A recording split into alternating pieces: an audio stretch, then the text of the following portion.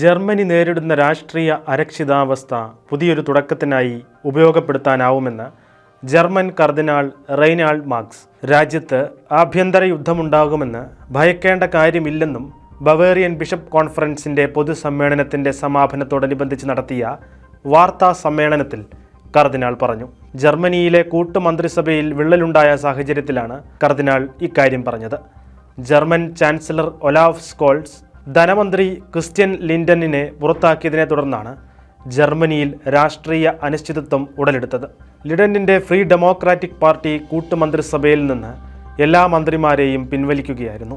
ജനുവരിയിൽ പാർലമെന്റിന്റെ വിശ്വാസ പ്രമേയം അവതരിപ്പിക്കുമെന്നും തുടർന്ന് മാർച്ച് മാസത്തോടെ തിരഞ്ഞെടുപ്പ് നടന്നേക്കുമെന്നുള്ള സൂചനയാണ് ചാൻസലർ ഒലാഫ് സ്കോൾസ് നൽകുന്നത്.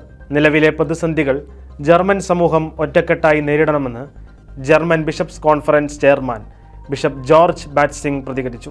ഇത് പരിഹരിക്കുന്നതിനായി രാഷ്ട്രീയ വിട്ടുവീഴ്ചകൾ നടത്തണമെന്നും അദ്ദേഹം പറഞ്ഞു. അനിശ്ചിതത്വത്തിന്റെ വലിയ കാലഘട്ടത്തിലേക്കാണ് ജർമ്മനി പ്രവേശിക്കുന്നതെന്ന് അൽമായരുടെ കൂട്ടായ്മയായ ജർമ്മൻ കാത്തലിക്സിന്റെ സെക്രട്ടറി ജനറൽ മാർക്ക് ഫ്രിങ്സ് പ്രതികരിച്ചു.